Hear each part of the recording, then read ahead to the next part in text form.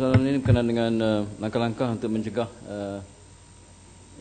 mengurangkan jumlah kencing manis di Malaysia. Puan Ibu Ketua, aktiviti pencegahan dan kawalan penyakit tidak berjangkit ataupun NCD, non-communicable disease, termasuklah diabetes, yang dilaksanakan oleh Kementerian Kesihatan adalah merangkumi 5 peringkat. 1. Promosi kesihatan. Yang kedua, pengesahan awal penyakit. Yang ketiga, rawatan yang optimum. Yang keempat, mencegah komplikasi. Dan yang kelima, rehabilitasi ataupun rehabilitation. Tuan Betul, pada Disember 2010, Jabatan Menteri telah pun meluluskan Plan Strategik Kebangsaan untuk Penyakit Tidak Berjangkit ataupun National Strategic Plan for Non-Communicable Diseases. Dan ianya adalah untuk melaksanakan beberapa polisi bagi mewujudkan persekitaran hidup yang sihat dan hidup secara aktif dan mencegah penyakit-penyakit NCD termasuk diabetes. Dan pada tahun ini Kementerian bercadang untuk bekerjasama dengan pihak Jabatan Kemajuan Masyarakat atau KEMAS dan juga dengan Kementerian Belia untuk mempromosikan cara hidup yang sihat. Dan kalau kita lihat aktiviti Tuan Betul, aktiviti gaya hidup sihat setakat ini berjalan lancar dan sebenarnya telah pun dimulakan pada tahun 90-an dulu dan sehingga sekarang. Dan kempen promosi Tuan Betul telah pun diperluaskan mulai 2011 kepada sekolah-sekolah. Sekolah rendah kita ada program doktor muda. Dan di sekolah menengah kita ada program sihat untuk remaja ataupun pro-star. Dan untuk peringkat community kita ada program yang disebut sebagai NCD Prevention Satu Malaysia. Dan ahli komuniti, objektifnya ialah untuk nasihatkan ahli-ahli komuniti masyarakat kita lah untuk melaksanakan saringan dan intervensi mengenai faktor-faktor yang boleh menyebabkan penyakit diabetes dan penyakit-penyakit yang tidak berjangkit yang lain. Dan kita lihat rekod Tuan Ketua, Puan Ketua pada November 2010 sehingga Disember 2012 seramai 33,000 orang telah berdaftar di sebanyak 500 buah lokasi di seluruh Malaysia. Dan selepas 6 bulan seramai 32% berjaya menurunkan berat badan mereka. Purata dapat mengurangkan purata 3.4 kg, 3.4 kg. Puan Betul, Kementerian juga telah pun menasihatkan, mengadakan program menasihati mereka yang berumur 30 tahun dan ke atas untuk menjalani ujian saringan di mana-mana klinik di seluruh Malaysia, di klinik kerajaan ataupun di klinik Satu Malaysia ataupun klinik bergerak. Dan Puan Betul, program saringan berbentuk berbagai-bagai. Saya sebut sinilah, antaranya ialah kesihatan bersama pemimpin, satu program. Kem kesihatan pun diadakan. Karnival jelajah sihat bersama komuniti juga diadakan. Dan perkhidmatan pusat promosi kesihatan komuniti. Puan Betul.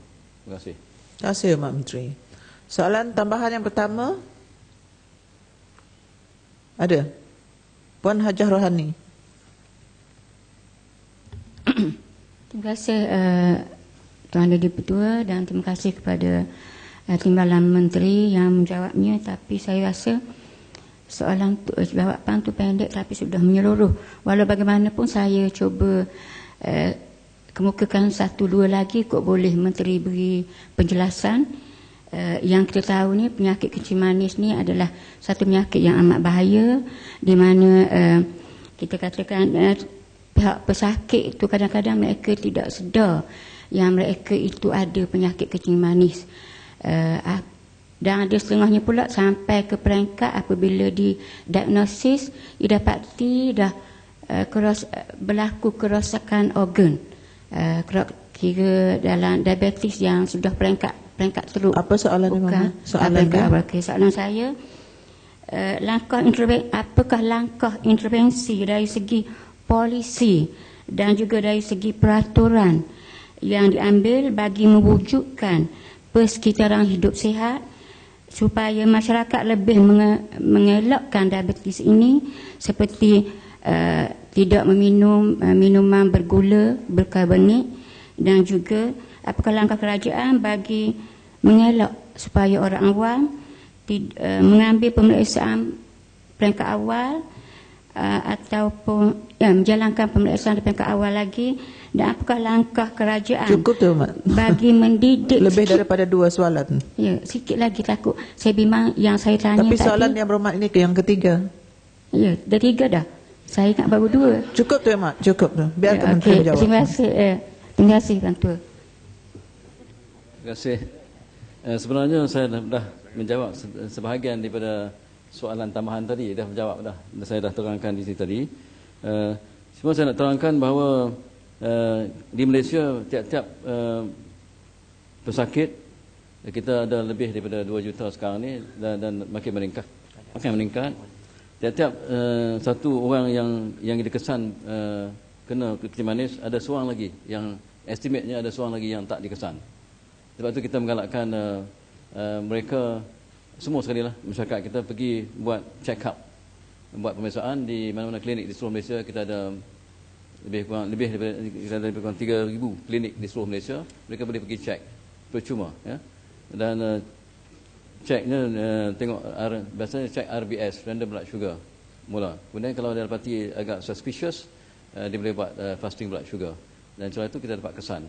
Dan sebab tu saya kata tadi, masa jawapan tadi saya sebut bahawa pihak kementerian menggalakkan supaya mereka yang berumur 30 tahun ke atas, mereka patutnya seharusnya pergi periksa, buat saringan tiap-tiap tahun sekali, nak tengok bukan hanya untuk kencing manis, dan juga darah tinggi dan lain-lain parameter yang bila kita tahu, kita akan sendiri akan cuba mencegah, ya. Kencing manis memanglah gemuk, dan obesity adalah satu faktor yang memang menjadi masalah di Malaysia ni. Memang cara hidup kita, rakyat Malaysia dia makan satu hari 6 kali, tuan dan puan. Pagi breakfast, tengah hari pukul 10, pukul 12, petang high tea, malam dinner, tengah malam supper. Makan nasi kandar pukul 3 pagi. Kemudian dia tidur. Dia tidur, nasi yang dia makan tu dia convert menjadi lemak, dan terdedah kepada kencing manis. Terima kasih. Terima kasih, Pak Menteri. Soalan tambahan seterusnya, Puan Nurliza. Silakan. Terima kasih, Datuk Yang di-Pertua. Saya cuma ingin bertanya kepada pihak Timbalan Menteri, sama ada sebagaimana yang dikatakan tadi, dengan izin, prevention is always better than cure. Jadi saya rasa pendedahan harus diberi dari peringkat awal. Jadi adakah kementerian bercadang untuk bekerjasama dengan Kementerian Pendidikan untuk memberi satu slot di sekolah, maknanya dari peringkat sekolah rendah lagi mereka diberi pendedahan pemakanan yang sihat bagi mengelakkan obesiti dan juga diabetik. Jadi setiap minggu mungkin ada slot hanya untuk pemakanan nutrition yang sihat. Terima kasih. Baik, betul. Memang dah ada program bekerjasama antara Kementerian Kesihatan dengan Kementerian Pendidikan. Saya sebut tadi ada program di peringkat sekolah rendah dan program di peringkat sekolah menengah. Sekolah rendah tadi yang saya sebut ada program Doktor Muda, dan di peringkat sekolah menengah ada lain program pula. Jadi ini semua ke arah untuk memberi kesedaran, awareness campaign di kalangan di peringkat yang paling muda, iaitu di peringkat sekolah lagi. Ini program ini akan diteruskan. Betul. Terima kasih, Mak Menteri. Soalan seterusnya beralih ke soalan Datuk Chin Supin. Terima kasih, Datuk Yang di-Pertua. Soalan saya nombor 9. Silakan, Mak Menteri. Terima kasih, Datuk Yang di-Pertua. Bismillahirrahmanirrahim. Assalamualaikum warahmatullahi wabarakatuh. Dan salam sejahtera. Terima kasih, Datuk Chin yang berhormat. Datuk Yang di-Pertua, model pengukuran pendapatan garis kemiskinan ataupun PJK telah dikaji semula pada tahun 2005 dengan input dan pandangan oleh pakar-pakar dalam dan luar negara. PJK ini kemudiannya telah dikemaskini bagi setiap 2,5 tahun sekali, seiringan dengan pelaksanaan pencacatan pendapatan isi rumah ataupun household income survey dengan izin. PJK yang terkini telah pun dilaksanakan pada tahun 2012, iaitu untuk kawasan Semenanjung Malaysia di bandar pada paras RM840 dan luar bandar RM790 sebulan, di Sabah dan Labuan di bandar RM1080 dan luar bandar RM1120, dan di negeri Sarawak RM960 di bandar dan RM870 di luar bandar. Jadi kerajaan telah memperkenalkan banyak program-program untuk membantu golongan ini, antara lain termasuklah di bawah rancangan Malaysia ke-10. Mungkin saya boleh beri 3 contoh. Pertamanya ialah program peningkatan kapasiti dan capability bagi ahli isi rumah yang berpendapatan 40% terendah. Jadi program ini telah berjaya memanfaatkan seramai 2,451 orang untuk tahun 2012. Keduanya ialah program peningkatan pendapatan secara bersepadu, khususnya luar bandar seperti agropolitan dan juga peladangan kontrak. Ini telah memanfaatkan seramai 4,814 peserta. Dan ketiga ialah program khas bagi kumpulan sasar khusus seperti masyarakat orang asli dan Bumiputera di Sabah dan Sarawak, dan juga penduduk di Kampung Baru Cina serta pekerja-pekerja estet. Ini dilaksanakan melalui pelbagai program pendidikan, pembangunan tanah, bantuan modal untuk memulakan perniagaan dan sebagainya. Jadi untuk program ini kita telah memberi manfaat kepada lebih 65,000 orang dalam program pembangunan masyarakat orang asli, 27,665 orang golongan Bumiputera minoriti di Sabah, dan juga 40,168 orang untuk golongan Bumiputera di Sarawak, dan 2,908 orang bagi penduduk Kampung Baru Cina. Jadi Datuk Yang di-Pertua, alhamdulillah dengan pertumbuhan ekonomi negara yang berterusan dan juga pelbagai langkah-langkah membasmi kemiskinan, kita telah pun berjaya mengurangkan kadar kemiskinan kita daripada kadar 49.3% pada tahun 1970 kepada 8.5% pada tahun 1999 dan yang terkini jatuh pada kadar 1.7% untuk tahun 2012. Sekian, terima kasih. Terima kasih, Mak Menteri. Soalan tambahan yang pertama, dipersilakan Datuk Chin Supin. Ya, terima kasih Datuk Yang di-Pertua. Terima kasih Yang Berhormat Menteri. Saya ingin tanya Menteri, bagaimanakah kerajaan ingin memastikan setiap program yang dijalankan dalam usaha mengurangkan kadar kemiskinan tidak sekedar menumpukan kepada aspek peningkatan pendapatan di kalangan penerima bantuan akan tetapi ianya mencakupi peluang pendidikan kanak-kanak, kedudukan dan hak wanita dan taraf kesihatan yang lebih baik. Ketiga-tiga aspek ini adalah aset yang penting bagi sesebuah isi rumah untuk bebas kemiskinan atau keluar daripada perangkap kemiskinan dalam jangka masa panjang. Terima kasih. Terima kasih Yang Berhormat Datuk. Kita memang memastikan bahawa kita tak fokus hanya kepada pendapatan, tetapi kita memang bersetuju bahawa untuk mengeluarkan sesuatu keluarga daripada kancah kemiskinan, yang paling penting ialah untuk memberikan pendidikan kepada anak-anak golongan yang miskin ini. Jadi apabila mereka mendapat pendidikan yang baik dan mereka dapat melanjutkan pelajaran dan mereka mendapat kerja ataupun peluang perniagaan yang baik, ini akan membantu mereka mengeluarkan keluarga mereka daripada kancah kemiskinan. Jadi memang pendekatan kita adalah secara holistik dan dilaksanakan melalui pelbagai agensi-agensi kerajaan dan juga pelbagai kementerian-kementerian yang ada di dalam kerajaan. Terima kasih. Soal tambahan kedua, persilakan Datuk Rahman. Tuan Si Yang di-Pertua, apakah kerajaan mempunyai plan atau rancangan khusus untuk menghapus kemiskinan secara total dengan mengadakan sifal kemiskinan seperti yang pernah dibuat oleh Kerajaan Perak satu masa dulu.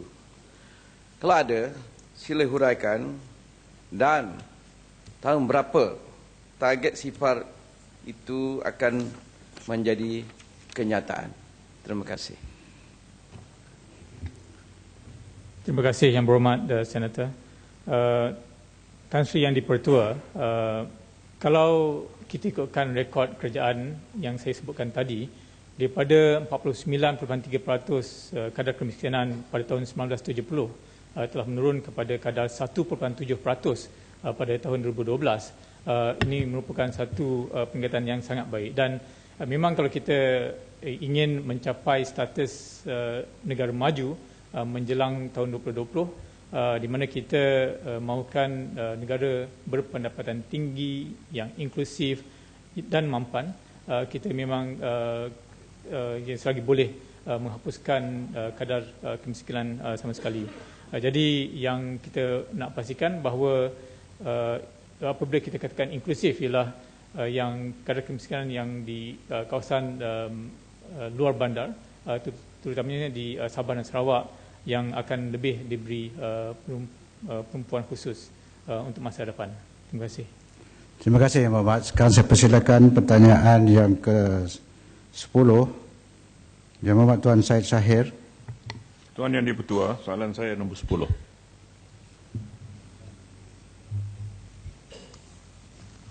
Terima kasih Tan Sri Yang Dipertua. Terlebih dahulu, saya ingin memohon izin untuk menjawab pertanyaan daripada Yang Berhormat Tuan Syed Shahir bersama-sama dengan pertanyaan yang sama oleh beliau juga, iaitu pada esok hari dan pada satu hari bulan, dan bersama-sama dengan soalan yang telah dikemukakan oleh Yang Berhormat Tuan Chandra Mohan anak lelaki S. Tambi Raja pada esok hari, serta daripada Yang Berhormat Senator Dr. Syed Hussein Ali pada satu hari bulan Ogos, kerana ini berkaitan dengan isu gaji minimum sektor swasta. Tan Sri Yang Dipertua, untuk pengetahuan Dewan Yang Mulia ini, pelaksanaan gaji minimum adalah bertujuan untuk memperbaiki taraf kehidupan sosial pekerja dan ahli keluarga mereka. Dalam menjayakan matlamat ini, faktor-faktor dan impak berhubung pelaksanaannya telah pun diambil kira dalam kajian yang dibuat oleh Majlis Perundingan Gaji Negara sebelum ianya digubal dasarnya. Dengan adanya dasar gaji minimum, faedah yang diperolehi oleh pekerja seharusnya lebih baik daripada yang sedia ada.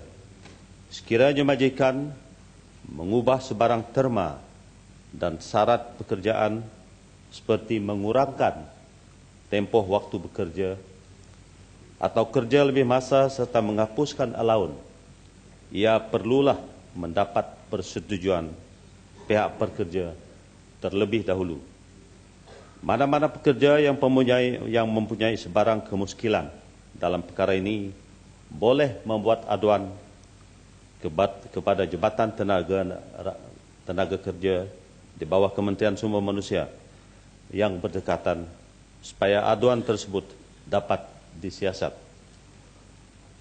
Tan Sri Yang Dipertua, kerajaan telah mewartakan dua perintah pindaan terhadap perintah gaji minimum 2012, yang mana perintah-perintah ini adalah bertujuan bagi memberikan penundaan kepada majikan-majikan yang berkelayakan berdasarkan kepada syarat-syarat yang ditetapkan oleh Jawatan Kuasa Penilaian Permohonan Penundaan (INSOT) JPPP.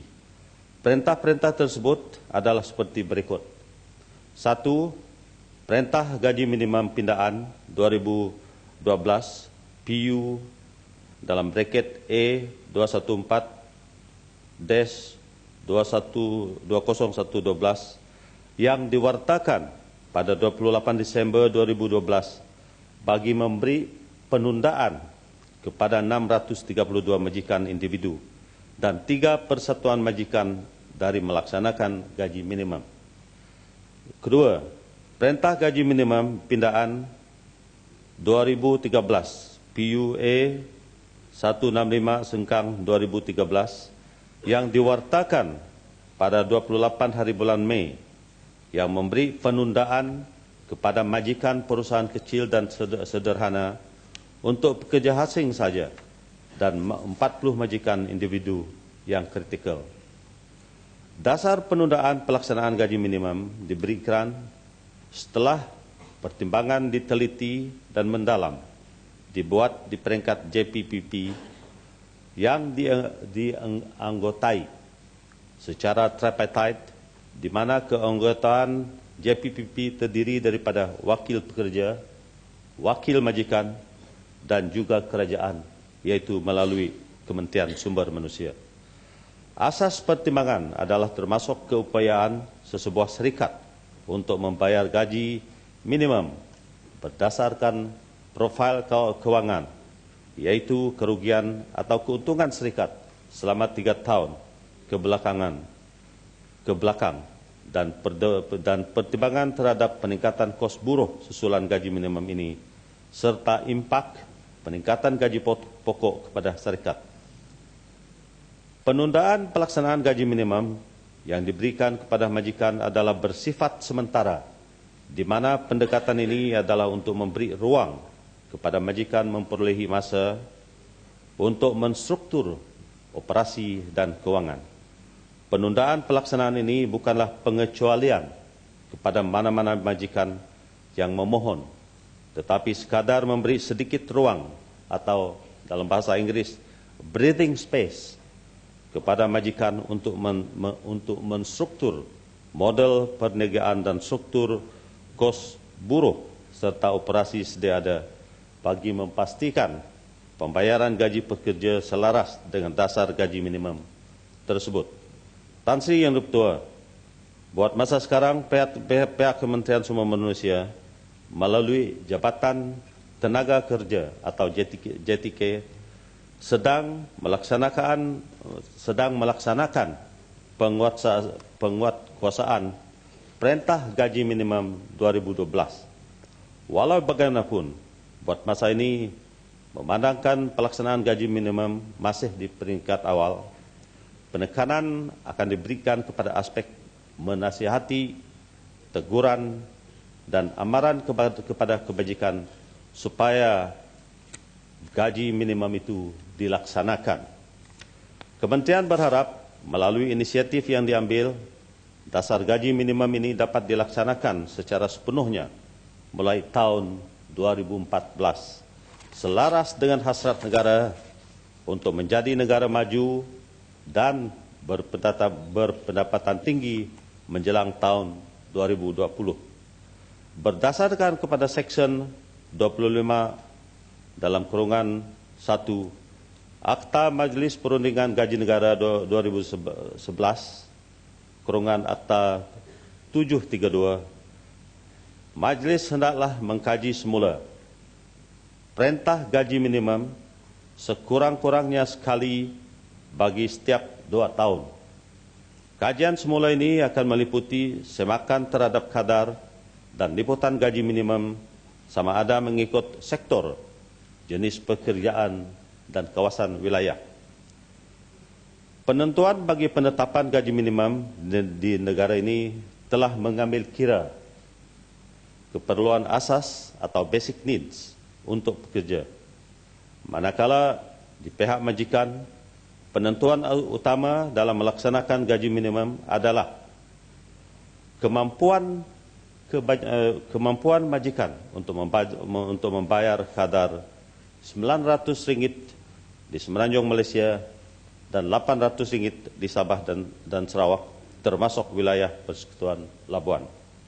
Kadar ini adalah berbeza disebabkan kemampuan majikan berdasarkan kepada gaji penengah atau minimum atau medium wage pada tahun 2011, yaitu RM577 di Sabah, RM738 di Sarawak dan RM1.134 di Semenanjung, Malaysia. Harus diperhatikan bahawa penetapan kadar gaji minimum hanyalah satu gaji lantai atau floor wage sahaja dan bukannya gaji keseluruhan pekerja. Ini bermaksud, Tuan Yang Di-Pertua, pembayaran gaji pokok yang melebihi 900 di Semenanjung, Malaysia dan 800 di Sabah, Sarawak dan wilayah Persekutuan Labuan adalah amat digalakkan. Sekian, terima kasih. Terima kasih, Yang Berhormat. Kerana masa tak mengizinkan, setakat itu sajalah soalan-soalan lisan kita pada hari ini, dan jawapan Menteri itu pun nampaknya dah panjang lebar, dan sekarang kita terpaksa memaklumkan kepada semua ahli yang berhormat, kita ada beberapa kementerian masih belum habis. Sekarang saya mulakan dengan menyambung semula. Saya minta seusaha bentar dulu. Aturan urusan mesyuarat dan usul-usul menyambung semula perbahasan ke atas usul menjunjung kasih atas titah ucapan Seri Paduka Baginda Yang di-Pertuan Agong. Saya minta Menteri Perdagangan Dalam Negeri, Koperasi dan Penggunaan menyambung jawapan yang dibuat semalam. Silakan. Assalamualaikum warahmatullahi wabarakatuh. Salam sejahtera. Terima kasih Tan Sri Yang di-Pertua